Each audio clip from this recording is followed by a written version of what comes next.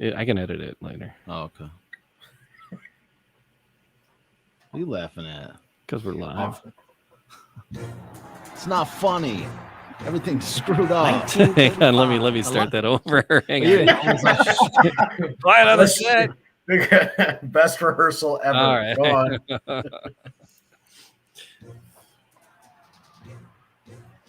1935, the Lions win the NFL championship.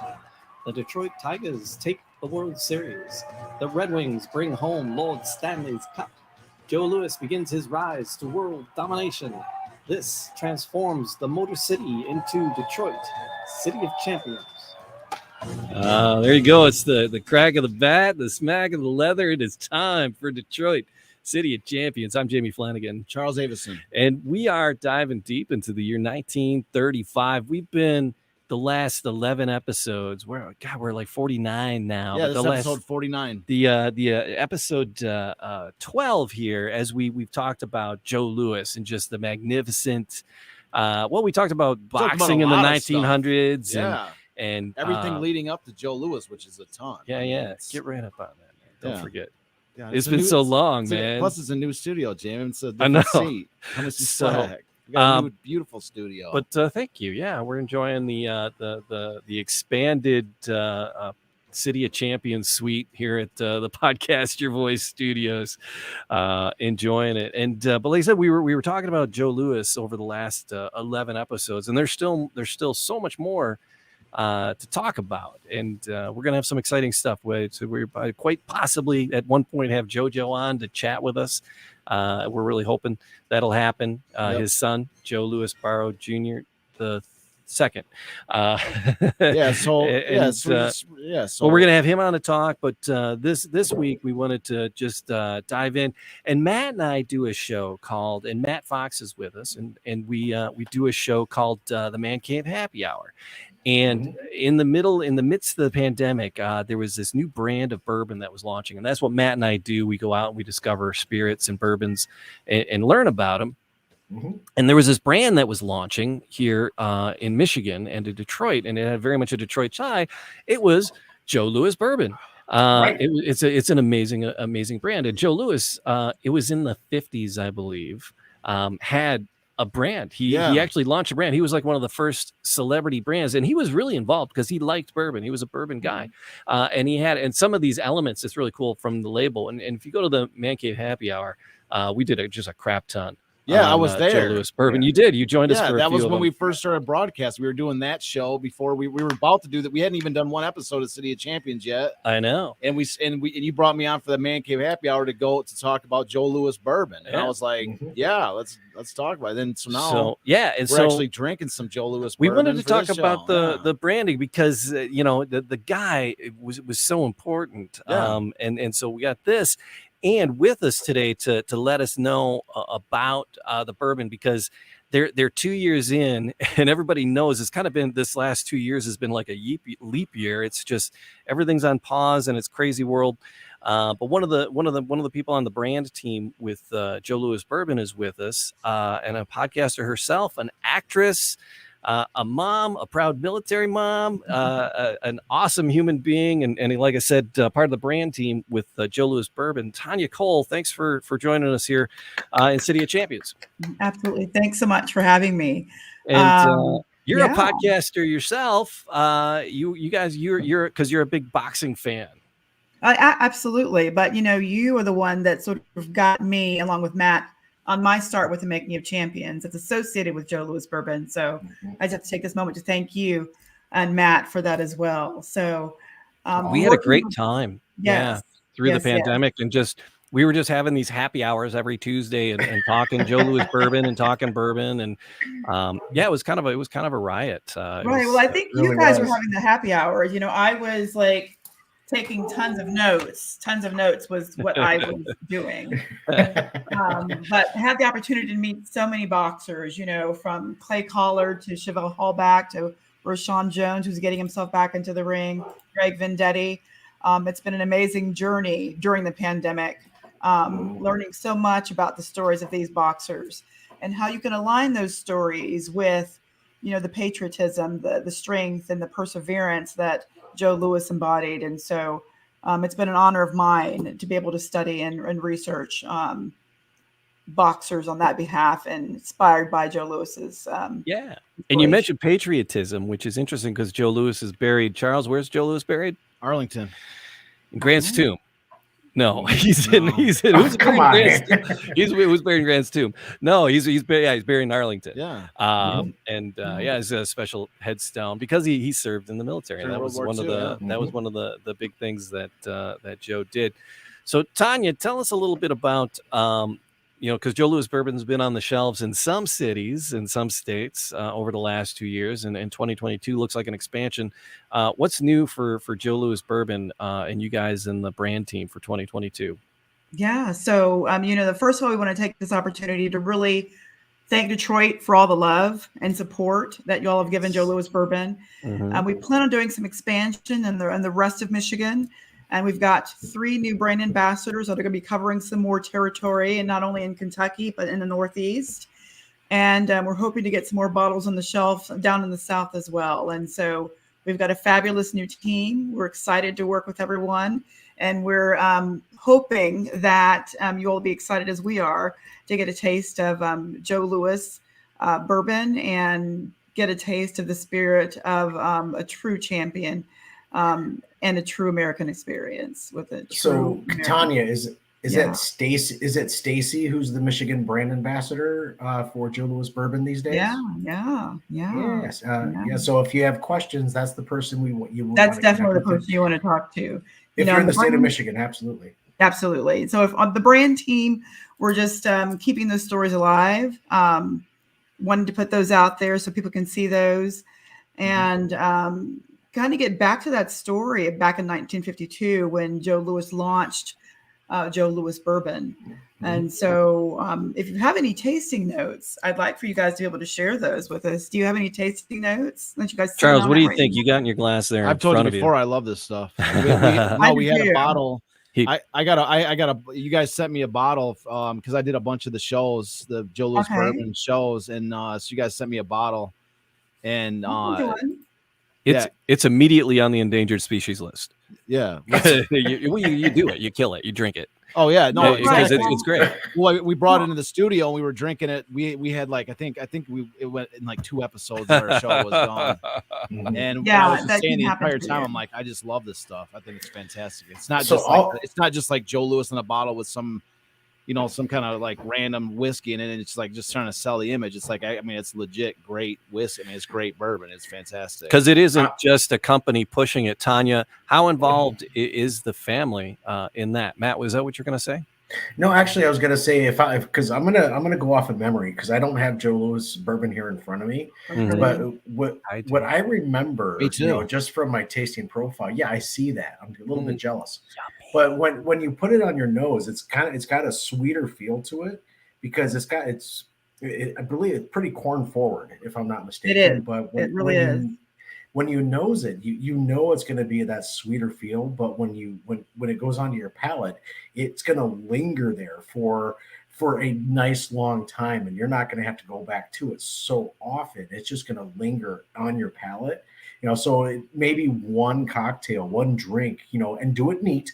Because that's what we do as purists, but it's just going to linger on your palate for that much longer. So that's just what I remember, and that's what my memory serves. Is it's got that corn forward feel. It's sweet, and it's going to linger for a long time. Right. So, it's got that nice oaky cocoa finish there, and it does remind me a lot of baking spices as well. Yeah. So then to Jamie's question, how involved is the Joe Louis family with Joe Louis Bourbon, and how involved were they with selecting the blend, the mash bill, the recipe? That part I wish I knew. I don't know if anyone was in the room when they selected that mash bill, but I do know that the family is 100% behind the brand and 100% behind Joe Louis Bourbon, Joe Louis Distilling. So if I knew the mash bill, then I might be making my own. So I think I got a guarded secret. Love it. Oh, enjoying it immensely. And so, Tonya, tell us a little bit about your. Besides being a brand ambassador and doing the podcast, you do some acting. In the last year and a half, you've had. Are you like in the horror canon? Is that what kind of actress are you? Yeah. So I'm the kind of actress that everybody's gonna pay me. I'll go do something. Tonya and I were talking before we went on, because we love a good spooker over here. Okay. So I do like that horror genre. So Tonya, I'm excited to learn a little bit more. We do. And so it might be all in the eyes, but I typically play the benign characters in horror films. And so the most recent one we were able to work on was basically a remake of Bloody Mary. And I think you know how the story goes. Don't say it again. I know. Don't say it again or more time. Right. Beetlejuice. But I play a mother, Raven Diller, who has a son, and she's advised him not to do certain things, which of course he does all of the things that she's advised him not to do. And they pull out a Ouija board and they get into some serious trouble. So that's been exciting for us. We haven't made a lot of films because of the pandemic, and working on set has been difficult because of that. Can people find that streaming anywhere or anything? Well, right now it is actually doing its premiere at the Sunshine City Film Festival down there in St. Pete. So that's an amazing film festival that's going on right now. And that's where director and writer Shrika Bakari got his start. That's where I won my first Best Actress award. And so we have a lot of love for our friends down there at the Sunshine City Film Festival. So again, it's Bloody Mary. If it does come out, it will be on more than likely the On channel, which I can't say that officially, but that's where you may find it once that's released. All right. We'll check back in with you on that. Yeah. But talking about the Joe Louis bourbon and coming to town, they're trying to do another launch here as hopefully the next wave slows down a little bit and we can celebrate Joe Louis in town a little bit and celebrate the bourbon and celebrate with the bourbon. Hopefully you can make it to town, Tonya. I don't know if you have Detroit on your itinerary or not, but you definitely got to let us know if you hit the city. And we'll. I always have travel in my itinerary. You know, if somebody says let's go somewhere, I'm pretty much there. Oh, but awesome. I hear it's kind of cold up there. It is very cold. So yeah, it's all right. Come on. It's just Michigan. You're a Michigan dude, man. Yeah. So nice. I like this weather. But what do you guys have going on in Detroit? So Matt and I were JoJo. We talked to him, like I said, during the Man Cave Happy Hour, and just such a nice guy. And like I said, we're going to try to bring him in to share stories about his dad. And he launched a restaurant downtown Detroit, right in the News Center area, right by the Fisher Building, for people familiar with the Metro Detroit area. And it's the Joe Louis Southern Kitchen. And Johnny, that was Matt and I with Johnny there on the opening day. And they stuffed us with food. Unbelievable. And there's a lot of care went into the creation of this first outlet. And they wanted to do things to respect Joe and to bring his family and the cooking and the food to life. And just some of that down home, down south cooking that they brought to Detroit with them. And as he was growing up in the kind of foods, although Charles, I think we talked about he ate a lot of hot dogs when he was a kid. Wasn't that something that we talked about? Well, they said, they had no money. They had no money. Yeah. So they had no money. They said I read. So I think it was Richard Back's book. Yeah, where it said like when Joe was training originally, like when he was in the amateur ranks.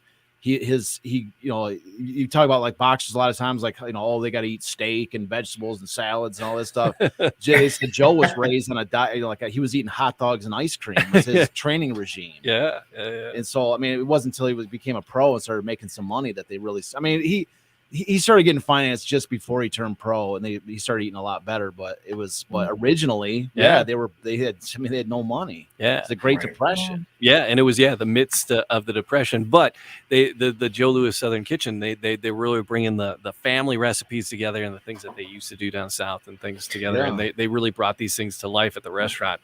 It is amazing. If anybody rolls through the Metro Detroit area. It's definitely something to take in.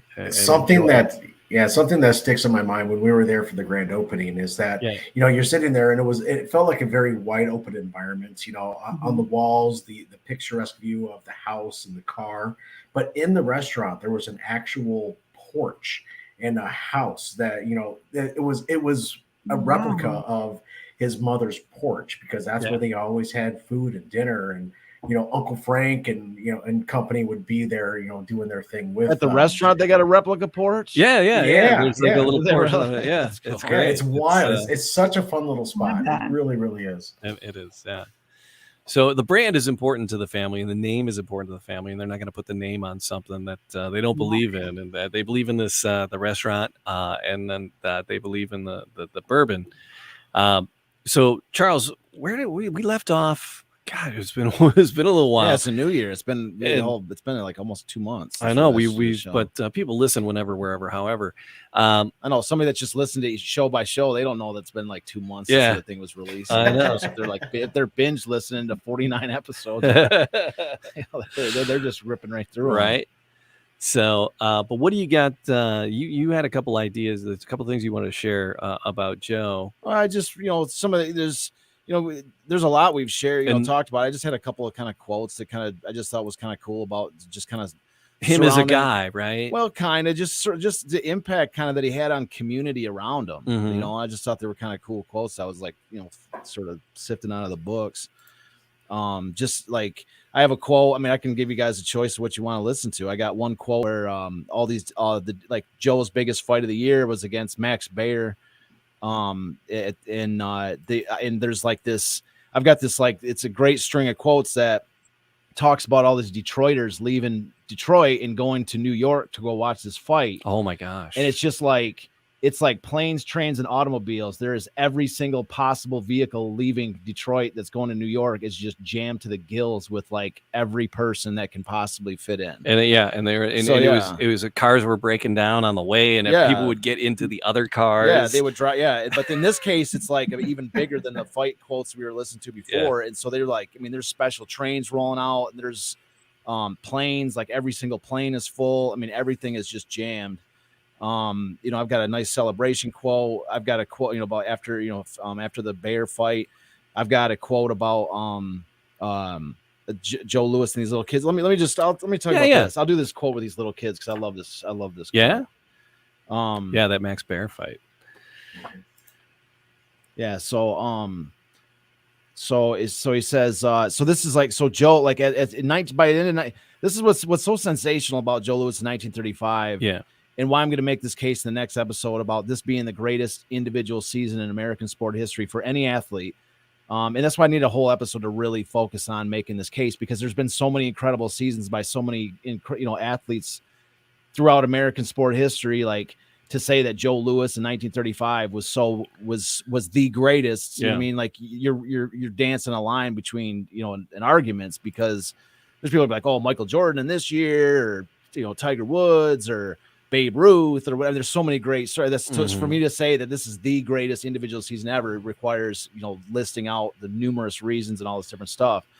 But what I love about 35 with Joe Louis specifically is that before 1935, nobody knew who he was. Right. Joe was he was an up and coming professional, but he was still, he was the 10th ranked fighter in the world at that time.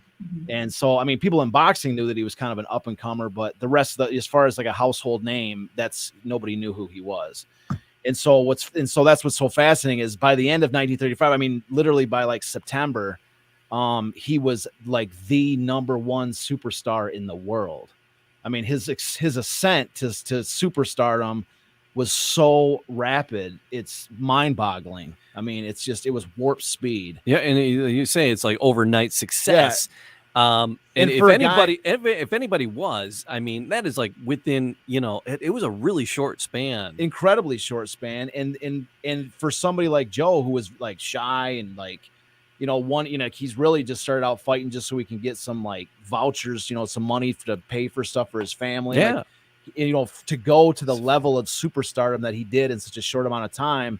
One of the things that's like really never taught, maybe never explored is, just how amazing it was that he was able to handle such a level of stardom, like what prepared him for that. I mean, he's in, in his recollections, he's talking about, is like, I mean, when he grew up in Alabama, his childhood memories, I mean, he's out in the middle of nowhere. He's raised in the foot of the Buckaloo Mountains in Alabama. Like, he's like, no, I mean, to go from that and then just like a year, he's just like literally the idol of millions is just incredible. Yeah. And that's what, one of the components. So I got a couple of quotes that kind of illustrate just, like the kind of impact that he had, just in his community. Yeah. And so, the first one I've got, which is kind of cool, is this is just him going to church. And this article is dated September 30th, 1935. And so this is him and his new wife at the moment, Marva Trotter, and his mom just going to church. They were just going to church on Sunday. And so here's the quote right here. So this comes out of the Detroit Times on September 30th, 1935. So 2,500 people jammed the little church at Clinton Street and Joseph Campow Avenue, which is modern day Calvary Church. And it's every hall and room until another person could not be squeezed inside. 5,000 more patiently stood outside several hours to get a glimpse of their hero. Thunderous cheers shook the church walls as Joe Louis and his bride entered, 4 policemen in a flying wedge clearing a path through the crowd. Joe wore a gray suit of large plaid checks. His shirt was dark brown, so was his tie. He was deadly serious as usual. Marva, smiling vivaciously, wore a smart black dress adorned with a corsage of 3 gardenias. Around her neck was a large silver fox piece, and on her hand glittered the 4-carat diamond engagement ring and diamond-studded wedding ring Joe gave her when they were married the night of the bear fight. With them was Joe's mother wearing a bright brown dress. Joe's entrance broke up his own party. Photographers' lights started flashing, and the crowd got down off the pews they'd been standing on to cheer and surged forward. Roxborough pleaded in vain for order. That's him just walking into church. That's paparazzi before paparazzi. But these are all people that love him so much that they just they're like, we know Joe goes to Calvary Church. Yeah. Let's all go stand outside like who's to say these people they don't talk about the backstory. These people might have been waiting all night to get into that church just to get a glimpse of him going to church. That's how big he was. That's one thing. So here's another little thing that kind of illustrates him in the community. So Joe is this one comes out. This is from December 21st, 1935, and this is from the Detroit News. So Joe isn't very good at making speeches, but he had to say something when he presented his gifts. You want to fill these up and keep them filled, Joe said. That's what I'm trying to do. To each, he handed a small savings bank with the help of his bride, slipped a little starter 3/4 into each. Joe understood why these 150 youngsters ran so fast, clutching the banks close to show the folks at home. It was a big moment down on Chestnut Street. In essence, what he had done is he had started 150. What he did was he had little envelopes started with bank accounts. They were all started with bank accounts. They had like a bank account slip, and he gave each envelope had the bank account slip with the 3/4, and the kid was supposed to go start a bank account with those 3/4. And so he just handed out these envelopes whenever there's a bunch of people gathering. And so this is just a random day. Like all these kids sort of gather around him. He's just handing out envelopes like he's like Saint Nick. He's just handing out these little, and they're like in 150. I mean, they're just walking down the street. 150 youngsters ran so fast, clutching the banks close. 150 kids. Yeah.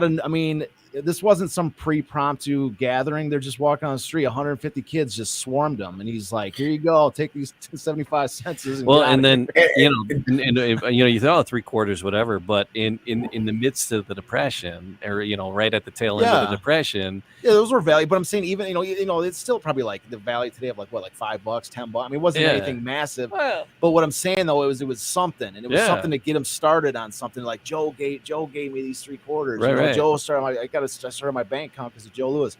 Like that, like those are just little glimpses into like his everyday life, like every single day. Mm-hmm. And Charles, help me remember. Wasn't it? Didn't Joe's mom think he was doing something else other than going to boxing classes? Yeah, originally originally she was. Yeah, he started out. She thought that Joe had some musical aptitude. Yeah. So she was paying for him to take violin lessons. That's what it was. Yeah, and I have there's a shot screenplay for this. I have a screenplay for a movie based on all this, and that's how I wrote it up in the screenplay. Is when Joe's training in the beginning, his buddy's like, "Hey, you ready to go to violin lessons?" And they're like joking. Like the viewer of the movie kind of knows the joke because they know that Joe's not going to violin. So he always carried a violin case, and that was like one of the kind of the opening scene, like one of the kind of opening bits of the Joe Louis segment of the film, because it's a 9-part miniseries, and the first 2 episodes are Joe Louis, and so like the one of the big, like the early moments of the first episode is like he's actually got his violin case. And when he gets to the gym, when he gets to the Brewster Recreation Center, he opens this case, and then there's 2 boxing gloves in it, and then he puts them on, and it's kind of like the big reveal where he's like, he sets it down, and because his buddy's like, "Hey, you ready to go for violin lessons?" And then like, and then it's when he opens the glove, because that's what man, exactly, that's where he, that's his mom thought he was going to boxing, and I wrote that into the screenplay too, is when his mom finds out, because in real life his mom eventually found out, and what I wrote into the screenplay was a scene where he like finally had to admit to his mom that he wasn't playing to go. He was spending the money at the Brewster. I wonder if she ever asked him to play. I don't know. I played the clarinet every now and then. Your parents are like, "So play this for me." Yeah, well, I wrote that into the screenplay too. Is that whenever there's something going on, because in the movie the family is really involved with the story, and so like whenever there's something that everybody's all excited about something, Joe breaks out a violin and just butchers a song, and they're all like dancing to it and everything. But that's how I wrote that into the screenplay too. That's like some of the lighter moments, is they're like, "Joe, get on that fiddle." He's just killing it, just butchering it. But there's a scene in the movie I wrote too where Joe finally has to admit to his mom, and he's like all kind of worried, and he's like, "Yeah, Mom, I'm not taking violin lessons." She's like, "Joe, you think I'm an idiot?" she's like, you won the Golden Gloves in the city. Like, you think I'm an idiot? Like, I know you've been using my money for boxing lessons. As long as you're happy, you're my son. I love you. Like, that's how I kind of wrote this scene. But then, Charles, fast forward to what you were just talking about, where he would, give the little bank slips and, let these kids do what they're going to do with the 75 cents or what have you, and they're going to go out and figure themselves out just like he had to growing up, right? Yeah, he wasn't like giving them like $1 million, like $100 each. He was like, he's not, he was, especially when it's like he was making all kinds of money at that point, but he can't just like, here's $1 million to go do whatever. He's just, he's gonna plant some seeds. He's gonna see what here, start a bank account. That's how it all gets going. And so just like that's what he was doing, and that's what. He was being productive with and that's what I wrote about it consistently in the book, is like, that was, I call it a champion in your midst. It's like, he wasn't just like a guy that just fought inside the ring and then outside of it, he was just like, everybody get away from me. Let me spend my money on, living like a hog and just like at the top of the heap or whatever. Like he gave like this. He is the ultimate example of giving back to the community. Like, he gave it. He eventually, when you read about his later life, like he gave away so much money, and he used so much of his money to he lost a lot of money, like setting up friends and businesses and doing all this stuff for all these other people. And he owed so much money in back taxes that, from just because he's, it wasn't like he spent a lot of money, but one of his, he always talked about how golf was like, he lost a lot of money, like, gambling on golf and stuff like this, but he wasn't like just burning his money on stupid. He was actually legitimately trying to help people all the time. And so he legitimately gave back to his community, like consistently for his entire life. And he threw himself into the party, and people just loved him. Matt, you had that picture up there a second ago, and that was his arrival in New York City. Yeah, that's one of the greatest photos ever taken in the history of sports. That's when he first arrived in New York. That was his first, before the Primo Carnera fight. That was like his first big fight of his career. It was his first time ever fighting in New York. And like, they'd been building up this fight for like 3 months. The newspapers were all hyping it. Yeah. And when he arrived off that train, the porters on the train carried him off, and there was just like hundreds of people at the train station to greet him. He had never even fought in a major fight. Yeah. Like, the hype around him was so huge. So when did he turn pro? When did he go pro? Was this Carnera fight? Which the Carnera fight was 30? It was 1935. So his two, he had two really big fights in 35. Yeah. One was against Primo Carnera. Yeah. And the other was against Max Baer, which we haven't covered yet. But that's why it kind of alluded to it in these articles here that I just read. But Carnera was a beast. Look at that. Yeah, look at the size of that cat next to Joe. Yeah, Joe's on he looks scale. like a schoolboy compared to it's like Man Mountain. Well, next to him, that's his nickname. Was the Man Mountain. That was Carnera's nickname. Was the Man Mountain. And then what happened? Yeah, Joe pounded him, but the thing about it, but he took it. Yeah, Joe took a little bit. He's smiling, well, but he's a little rock there. Well, that smiling photo there, that was really like the first beginning of Joe Louis actually smiling, because like every photo before the Carnera fight, he was always like really grim. And they even mentioned in this article, like Joe was like looking grim as usual. They walked in the church or whatever. But it was after Carnera fight that, because he'd been demolishing everybody in his path for a couple of years at that point. But against Carnera was a former heavyweight champion of the world, and he also outweighed Joe by I forgot what it was, like 60 or 70 pounds. Jesus. I mean, he was literally a giant of a man, and he was a former heavyweight champion. How do you so Tonya, a little bit about boxing, and it's like, so how does somebody is that the right weight class? Should they have been heavyweights open class? Heavyweights, once you're in heavyweight, you're in heavyweight. Is that it, Tonya? Yeah. That's so there could be like a 60-pound disparity, and there could be a 100-pound. You could fight like a sumo wrestler or something if you want to. Yeah, that's nutty. Yeah, oh my God. But the Carnera fight, I think, was a major load off of his mind because he'd fought a bunch of high-ranking guys, but but Primo Carnera, in retrospect, everybody's like, oh, Primo was like kind of he wasn't as good. Primo Carnera, if you watch the fight with Joe Louis and Primo Carnera, it's unbelievable. It's one of my favorite fights of all time. And so you can find that like on YouTube and watch the fight. Yeah. And Primo Carnera, at no point in time does Primo like ever stop swinging at Joe. He's a huge guy and he's just constantly swinging. Joe is just completely outclasses him as far as better like agility, defense, punching power, master plan inside of a ring, like everything. But Primo, at no time does he stop swinging at Joe. Even when Joe was just pummeling him, Primo was just swinging like he's just not going down.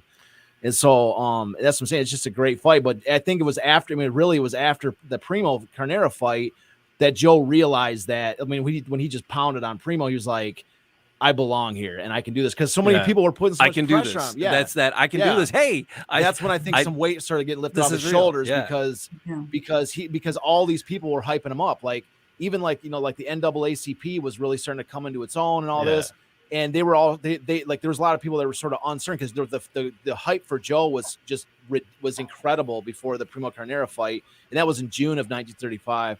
And they're like the hype was getting so huge but there are some people that were like, we don't know if this is the guy to go all in on, if this is the guy who's like, the person who we should go in on, because if Joe loses this fight against Carnera, then you know what I mean. It's kind of a regression. It's like he's not the guy, But it was after that he beat Carnera, which everybody all of a sudden's like, this is the guy. We can pin ourselves on Joe. And then it was like. I have another quote where it's like wherever they say like in every single barbershop in Harlem there was a photo of Joe Louis. And that's in 1935.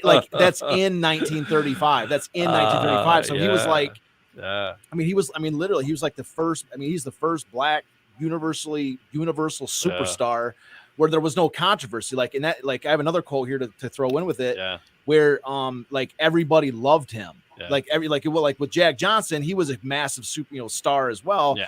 But he was polarizing. He was massively polarizing, and we've read quotes to that effect. But what Joe did was was just loved by all. Right. And so I've got a quote right here too from September 30th, 1935. This is by City Councilman John Smith from and this is quoted in the Detroit Times. Where he says, I doubt if any of the heavyweights of the last 25 years could stand up against Joe, and he's just starting. Perhaps his greatest achievement was to do more in 6 months to break down racial prejudice than anyone has ever done. I mean, that's a city councilman from Detroit. So, I mean, these are just kind of things that tie into the argument I'm going to make, about Joe, this individual season being just the most incredible individual season ever. But But I mean, you like I say, it's just kind of showing, you know, this was some of these quotes I wanted to kind of throw out there. And you talked about, you know, the screenplay, because you wrote a screenplay. Tonya, you might be interested in this because Charles, he has interested, amazing screenplay, written fully, completely fleshed out. It's like 800 pages screenplay. That's been a year writing. And it covers the City of Champions story. It covers a lot of the different champions, you know, the Tigers and the Lions. It can be. It needs to actually be expanded because there's way more other subject matter I can put into it. But And it's then fully fleshed out. There's a whole episodes dedicated to Joe. 2 episodes. So there's two of the 9 are dedicated to Joe. And it's interesting. And you say how beloved he was. There's not really the movies out there. There's not really there's no Joe Louis movies. And there's like a B list movie from back in the I think it was the 50s. Yeah, that was like a Joe Louis movie, but it was nothing like. There's not, it's nothing because it's like it. It's what nothing, when you think of a really boxing movie, Tonya. What are the like besides Rocky? What's like the boxing movies? What are some great boxing movies? So. Like Ali got his own treatment. Ali got his own treatment. What I'm alluding to is the Cinderella Man. Cinderella Man's a big movie, absolutely. Right, and that was like, and that was such a small thing compared to the scale of what Joe was. And that happened in the same year as Joe, right? 1935. Yeah, Cinderella Man happened in 1935, and it was nothing compared to what Joe did that year. It's like, so Tonya, but Charles, your trepidation in releasing this. What's that? The screenplay or the movie? Your screenplay. You know, because he's afraid that you know, people aren't going to respect it the way it should be. Oh no, yeah, no. What James, I haven't shopped it. I haven't shopped it. I haven't shopped it to anybody. I know one person like in Hollywood I could maybe shop it to, but I'm like, I mean, I don't know him. You know, it's like a kind of a connection, I guess. But the fear I have with the screenplay is like I've seen what Hollywood does to movies. You know, like screenplays and how they take them and they're like they demonize good people. They make, you know, good people look bad. Like, they just like there's the screenplay, and then once it gets sold, like the actors make it their own. The directors make it their own. The producers make it their own. They, you know, by the time it actually gets to the screen, it serves as a framework. And this story of the City of Champions, it's got Joe Louis, it's got the Tigers, Lions, Red Wings, all their championships and all this. This is the greatest sports story ever told. I mean, I heard that Spike Lee was wanting to do something on Joe Louis. I heard that too. Yeah. I'd heard that too, but it was what I'd also heard was that the Joe Louis. That's why I was going to plan on asking Joe. Is what impact the family has had on preventing a Joe Louis movie from coming out. That was one of the big questions I wanted to ask him, because I've heard that was one of the big sticking points into the. That's why I was interested to hear your answer with the Joe Louis Bourbon, to see what kind of, you know, pushback there was on the name, you know, Joe Louis Bourbon. But the family had to be involved. That's what I'm saying. Because it couldn't happen without the family. Because what I've heard was, and I think it was Spike Lee's movie. There's been a couple attempts to do a Joe Louis movie, and from what I understand is that both of them were Spike, for because of, like, they were saying like they couldn't get the rights from the Joe Louis family or something along those lines. So that was kind of what but what I'm talking about with this here is because this Joe Louis is part of the entire City of Champions story. It's not like. This isn't like the Joe Louis story movie. You know, I mean, that came out in 1953, the Joe Louis story. Yeah, but that's what I'm saying. I know, but that was like, but that's like there hasn't been like that was like a B movie. If you've ever seen it, it was like it didn't give Joe Louis the I mean, there's been no current modern A-list Hollywood movie showing the story of Joe Louis. That's what I'm trying to say. Who'd you cast as Joe? That's beyond me at the moment, but the story, like the story, like combining these stories where the City of Champions story has got everything. You know, the Joe Louis story is the classic, like, story, like, like the Jackie Robinson story where it's somebody breaking the color barrier. I mean, that's a classic. I mean, that's just one of the, that's a classic sports story. It's a huge component of sports stories. That's what and Joe Louis is the guy that opened the door for Jesse Owens, He opened the door for Jackie Robinson. All of them credited Joe Louis from doing what he did in 35, which opened the door for all other Americans of color in sports to follow. So he was the guy that started that. And then you have the Tigers, which is kind of like the Bad News Bears, Bad News Bears concept where you have like this like lovable bunch of losers that like they get one like inspiring team leader guy that won't let them lose, and then they just all turn it around and all win. They win their first championship. The Lions, there's I could go on and on with the different teams, but every single one of these teams occupy what already, there's like a number one hit sports movie where each of these components, like, there's like a polar opposite in the world where they've been like major selling, blockbuster hit movies. And these are real stories, and it's one giant story all combined. Maybe a magnificent Netflix series. That's what I'm saying. But my fear is, to go back to what Jamie was saying, my fear is that somebody's that it doesn't need to be manipulated. It doesn't need to be altered. And these stories, they're almost ready made. I didn't have to, like, the screenplay I wrote was literally just telling the truth. And I used original quotes for much of the actual, narration of the story.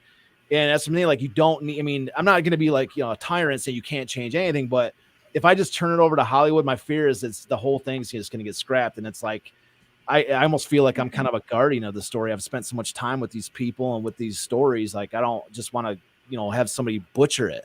Yeah. And, do you see that, Tonya, in your involvement in movie and in productions?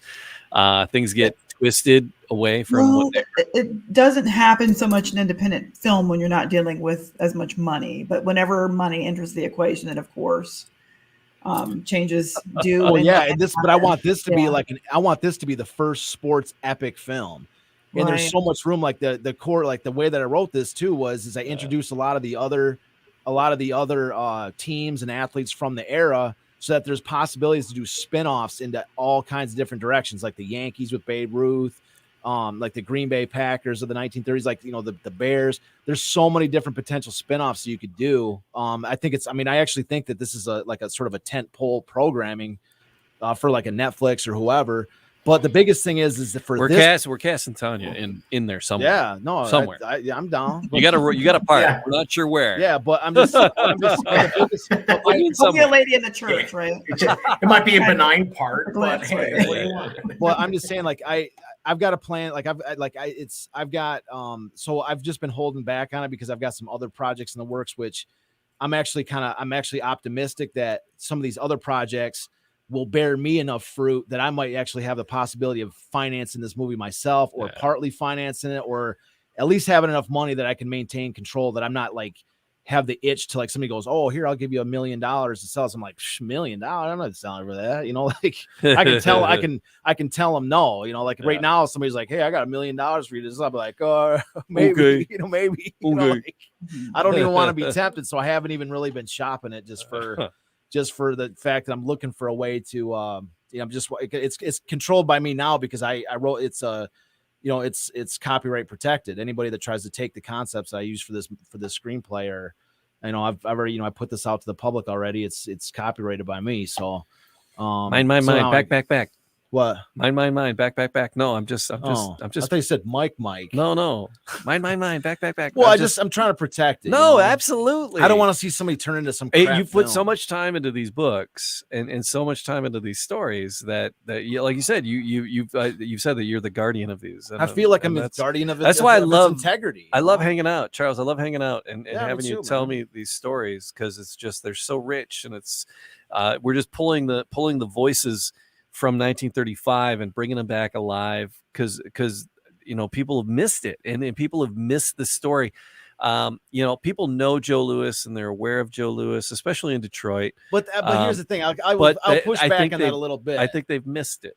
I'll push back on that a little bit because if you ask the rank and file person, who Joe Louis is, that you may get that he was a boxer, right? You may think they may even say he had something to do with hockey because the hockey arena is named after him. Wasn't he a hockey They'll player? know about Joe Louis Fist. They'll know about Joe Louis Fist downtown. Yeah. But the story of Joe Louis has been virtually forgotten. The rise of Joe Louis, the people will know about the 1938 story with him fighting the Nazi. That's the number one thing that anybody ever talks about. So that's why they kind of know he's a boxer. Max, Yeah, and then they'll say, when I say Max Bayer, they'll be like, oh, the Nazi. They're like, no, that was 1938. You know what I mean? Like, there's no context for why that fight was so big. And so, and everything he did in 35 was the year. Like, that's something like like, and it's this case with Joe Louis where his signature moment of 1938 against Max Schmeling was so big that it overshadowed like everything he did before. And everything he did before was amazing, as amazing as anything else he ever did. And so it's like, that's what I'm pushing back a little bit, is to say, like, that's why there needs to be a Hollywood, like an A-list movie to show just how incredible this man was. Important. And how important he was to our culture. And that's what I'm saying. I'm going to make a case in the next episode to say that 1935, despite the fact that nobody's ever, I mean, even the HBO documentary on Joe Louis, there was an HBO documentary and they spent like 5 minutes talking about 1935. They rushed through that as fast as they could get. I mean, it was a good, I loved it. It was a great documentary, but the way that they just rushed through 35, like it was like, oh, he did this and then he did that. Now let's go to 38. Yeah. It's like, if you actually, if you slow down for a second and look at what it took for him to climb from anonymity. 38 wouldn't have happened. 38 it would have never happened. 35. Yeah. And there was a million things that led up to 38. And it wasn't, I mean, there was a million things to led up to that. But I'm saying like, is that one, like, that's why I want this story to come out on the big screen in an epic fashion, like on Netflix or whatever, people get a chance to see it for themselves, because once they see it, they're going to have such an appreciation. Like they're like, that's what I'm saying. Like the next show, I'm going to be making a case why 1935 Joe Louis was the greatest individual season in American sport history, despite the fact that nobody's really ever heard the details of it. Despite that fact, that doesn't change how great it was. And that's what I'm trying to say, is that it needs to come out. They got to latch on to the last 11 episodes. Get themselves straight. Well, yeah. I mean, it's just, but I mean, we're going to be summarizing it all up in episode 50. It's a perfect little episode 50. The halfway to the century mark. We're going to wrap Joe Louis up next week with it. Yeah. But it's like, literally the title of every of the first 11 episodes of this has been, the greatest season, the greatest individual season in American sport history. And now it's the hot seat where it's like, okay, you've been calling it the greatest individual season. You've been saying it's the greatest individual season. Now it's time to lay it out there and prove why it is. Prove it, Sporto. Yeah, exactly. So, and trust me when I say that I am fully prepared to make that argument. Tonya, you're welcome to join us again. It's Charles, because once he gets going, there's no stopping him. But Tonya, so where do people give us how to connect with Joe Louis Bourbon, and how do we connect with Tonya Cole, the actress? Or actor. So Is it actress or actor? What do you prefer? Either. It's them, they, me. Yeah, find Joe Louis Bourbon and Joe Louis Distillery on JoeLouisSpirits.com, and you can find me on Instagram and on Facebook. So thanks so much for having me tonight, you guys. Thanks for hanging out with us. Yeah, nice to have you, Tom. We truly appreciate it. And again, it's this long distance relationship garbage. Yeah, Casey Kasem hanging out. Crazy. There's another long distance dedication to Tonya Cole. So Tonya, you and you need to get up here into the Michigan area when we're doing Matt, where the hell are you at? Why are you in the studio? Where are you sitting at? I'm in Atlanta, and my where's Matt at? I'm talking about Matt. Matt's in Michigan, aren't you? Yes, but there's something called the COVIDian timeline that we're all dealing with right now. He's swimming in a COVID swamp over there. I got you. Right. He's negative, but everybody else can't even harass anybody these days because of this COVID stuff. I know. But Tonya, thank you so much. No, absolutely. Thank you. And you're always welcome. And we got to make our way down to Atlanta and harass you. And if you head into the Metro Detroit area, road trip, we gotta hang out. Will do. All right, Matt Fox, I love you. I appreciate you. Love you guys. Really do appreciate the stories and the history. And Charles, keep up the good work. Yeah. Would really enjoy making connections and connecting dots for everybody. So keep up the good work, man. All right, Charles. Thanks, man. It's always my pleasure. I'm glad to have you guys on here, man. I'm glad I gave you the address. Jamie didn't even tell me he got a new studio. He's like, he was at the old studio. I'm like, where are you at? He's like, oh yeah, we're at the studio. I'm like, we're 4 miles up the street. Where are you at? He's like, oh yeah. I'm like, well, it'd be nice you tell me you got a new address, new studio to come to. He's like, and he's laughing. He's like, hey, that's funny. I'm like, funny for who? It's not like it was 20 miles away. It's like 3 miles down the street. It still wasn't really funny. I don't understand the humor behind it. It's a little funny. That's we got some bourbon in me, and I'm sitting in the studio. But at the time, I'm like, he made up for it. Yeah. All right, you guys, we're gonna do it again. It's Detroit City of Champions podcast. Thanks for being with us. Cheers. Bye.